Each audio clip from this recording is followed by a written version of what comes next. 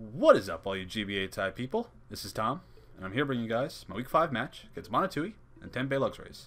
Now, if you guys are curious about the team, what I brought, why I brought the team as vague as it was, go check out the team builder that I uploaded yesterday. Bring you guys exactly what I said yesterday. This match is in fact live. So, Mono, introduce yourself. Hey, what's going on? Good God. Take one. Take two. Hey, what's going on, everybody? My name is Monotooi, coach of the Tampa Bay Luxrays, and I'm glad to be here, Tom. Recapping the game that we played. Guys, I found page 0. Anyway, this is our match for Week 5 as we kick this off swimmingly.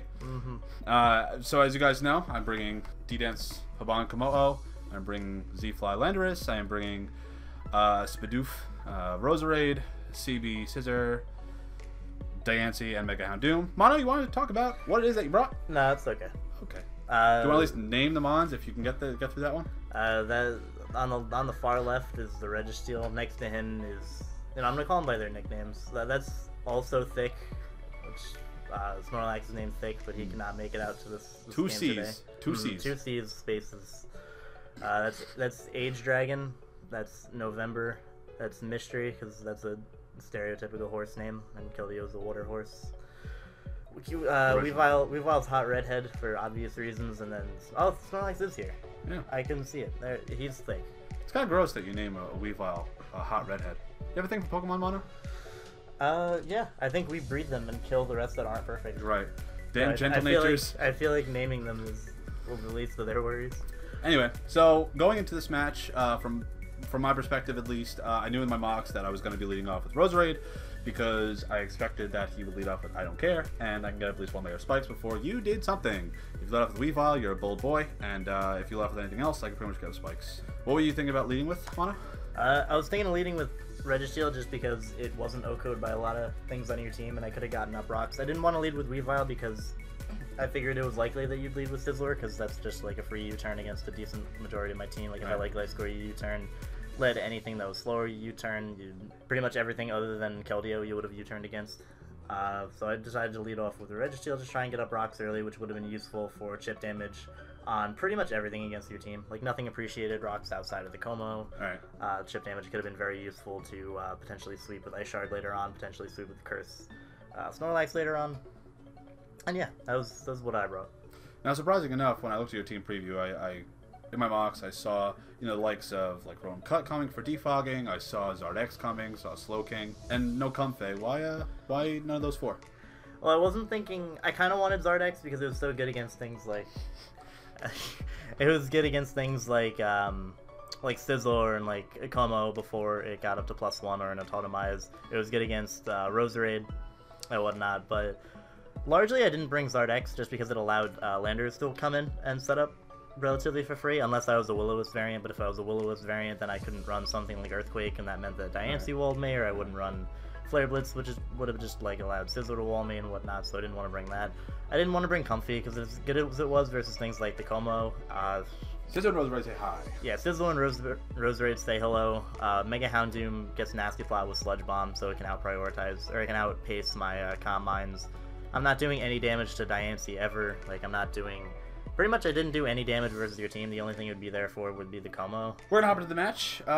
So, as any of you guys would know, that I have faced Mono before, and the past 2 times, last time being when I looked you in your fucking dead blue eyes, as you swept me with Subcommon Jirachi against my Vaporeon and like other bad team from last year, and the time before that was Swords Dance Sub Garchomp. So let's see if I can exercise my demons and beat you now. Alright, leading off with Roserade, like I said, I'm going to go with my first layer of spikes, which was my intention all along. And you are going to lead off with your Registeel, like you had said. Now, you said you were going for rocks here, and I didn't really expect anything else, because in the mocks, like, pretty much kind of saw that you were going to go for rocks. I know rocks are a very common thing against my team. I'm going to go for a set of spikes, you're going to get up rocks. And, now, do you have anything to touch this Roserade? The only thing I had was Seismic Toss, okay, which would be able to beat you 1v1 if you were not a Synthesis variant. Right. But once you started getting up spikes, I realized I needed to get out and threaten you immediately. So hey, Mono, how often do you get rid of hazards on your side of the field? Never. Okay. I have not gotten rid of hazards ever in my life. Okay, I was going to say. So in other words, my mocks were way more, you know, they took the initiative, so to say. So I got my second layer of spikes. Here I almost thought about switching because I thought like, oh, Deancey, if you go for Dragon Move, but if you went for Dragon Move, I know I could live from full. And I would see here, are you defensive? Are you offensive? And we see here that you are what? I am very offensive. Yeah, super offensive. I decided to go for Sludge Wave there over Draco Meteor just in case the Diancie wanted to come in. Didn't want to give him free rocks. Rather get a little bit of damage on Diancie for a Weavile later on. I know for a fact that I could take Sludge Waves. It just depends on what time you want to actually go for Draco. I know if you after you go for like 6 or 7 Sludge Waves, I think, is when you can knock me out with Draco Meteor, assuming you didn't crit, which I kind of expected here, but I also knew for the fact that after the Black Sludge and then the Synthesis, I was getting back exactly 1 HP based on rolls.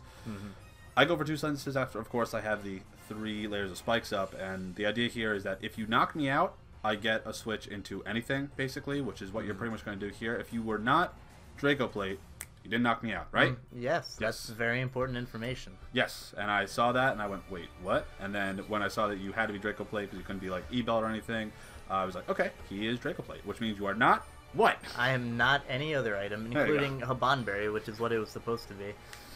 So I go into Landorus here, and facing the idea that I know you are not a bad player who's going to stay in, you switch out, and I'm going to take that initiative, and I go for a U-turn. Because it would be really dumb for me to go for Earthquake, especially when you have a very healthy, very super sassy Gliscor right in my face. So I go for U-turn, and right here, in all of my mocks, the same motif was one thing, and one thing only. Whenever I can get Komodo in versus Gliscor, I can get a D-Dance. And that was pretty much my objective, because I thought to myself, Scissor's not really going to do much to Gliscor when it's healthy. Landorus, I would have to set up, and I don't know what you have. You have Ice Fang, you have Toxic, you have whatever. So I got my first D-Dance up, and you go for... Go for the incorrect move, and that was Taunt. Okay. To stop the Dragon Dance, maybe. Or to... I did have Toxic on this Gliscor, which you will find out in a moment as I go for it. Or not in a moment, because I go for it much later with something else. I did have Toxic on this Gliscor, but I was very afraid of this being a Lumberry Como. It would make sense if you were like DD Outrage, you'd cure yourself after the Lumberry. Would make sense against like potential Slowking burning you, or potentially like Toxic Gliscor, Toxic Registeel, because I like to run Toxic on a lot of things. But you were neither of those, or you were not that thing. Nope, I was Saban Lore for Zard X, which you didn't bring. But the nice thing is that if you did bring Zard and you went for Dragon Claw or Outrage trying to KO me, I knew for a fact that if I was a +1, I could try to get to +2, then I would speed you and I could knock you out with a plus a Dragon Claw. Or if I was already a +2, you could knock me out if if I was only a +1, you tried to hit me with Dragon Claw or Outrage, stuff like that. So right here, you see my +1. We're gonna keep going. I, of course, have Ice Punch, and I thought to myself, even with 3 layers of spikes up, I don't care if you go in Registeel, because I know for a fact that even in my mocks, if you went into Registeel and I go for Ice Punch, you're not gonna take all that much damage, but spikes are gonna be a bitch, and it's gonna be like I went for Drain Punch. Anyway, you go for Earthquake. That did 4D. About 4. 4 plus 3 is 7. And I'm going to go for second Ice Punch and knock out Gliscor. Now, the nice thing here about getting rid of Gliscor is that this opens up the trail for either Scissor or for Landorus, because now your main check to either of those is gone. Yeah. Right here. Now, you go into Dragalge. This was a little bit curious on your side. So, I was supposed to have Habanberry here. As you can see here, we do not. It didn't matter if I had a Habanberry or not. Like, this Dragon Claw would have been able to knock me out regardless. I also would have seen from you not killing Roserade. Yeah. So basically, I put in the team, right? And Dragalge had Dragon Fang initially. And then as soon as I put it into the Discord of the person who gemmed it for me, which I believe was Aaron. Damn you, Aaron. I immediately just changed it to what's it called? To Habanberry. But unfortunately, Aaron is too good of a genner and saw the team immediately and just immediately copied the team and pasted it. So really, it's his fault for being too efficient at his job. Now, we talked after the game. Yeah. I would have... Well, I probably could have lived Draco Meteor. And would have put me low, so you would have went to Weavile and knocked me out. But the problem is that you would have had, like, 4 Pokemon to my, like, 5, pretty much. Yes. It would have been 4 to 4, but there would have been a lot of holes in your team to take on the certain problems. As you see about what's going on with this match, we're not really going to be commentating what exactly dies, because I'm sure you can kind of figure what's going to go on here.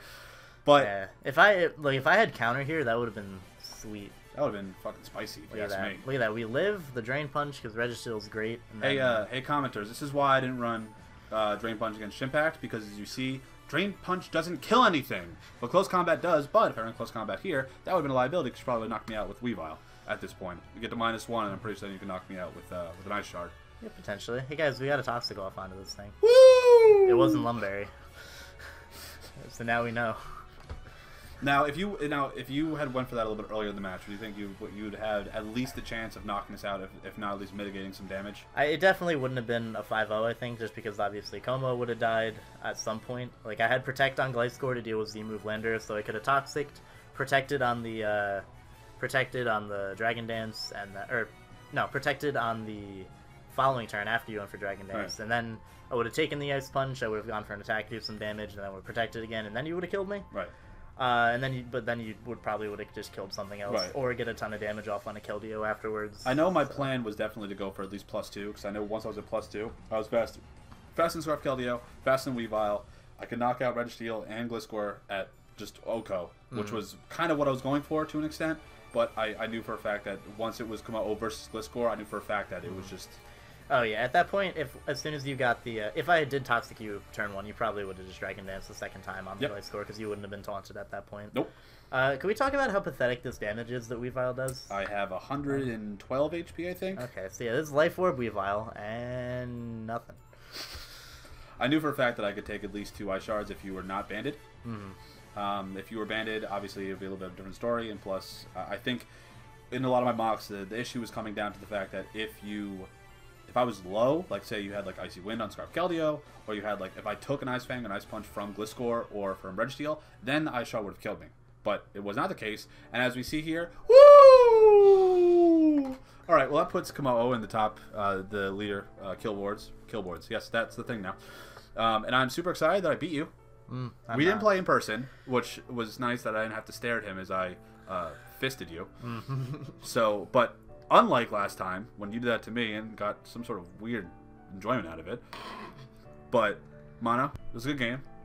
It was. It was good revenge on my end, at least. You like tripled your total amount of Pokemon killed in our games. Well, okay. Well, you say that, but, you know, a win's a win. Yeah, a win is a win. And it's good because, at least, if any of you guys are aware of the fact that how merciless our damn conference is.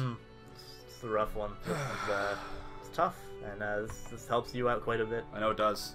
Hurts me a little bit. So but it helps you very much. Yeah, I think this puts me ahead of you in our conference for this week. Next week you have. Who do I have? You have Chimpact. I do have Chimpact. You do have Chimpact. Thank you for knowing my schedule better than I do. I'm just aware of my opponents. Know your enemy, am I right? And I have Wolfie next week, someone who I believe I have a very good chance of beating, as I thought I had a very good chance of beating you this week. Good game, as always. We actually went out, and we got Mexican food at this Colombian restaurant. It was very good. I got this Fiesta lime chicken covered in cheese, and you got a burrito covered in cheese. Yeah, I got a huge-ass burrito just covered in cheese. Right, and it cost less than Applebee's that we went to last time.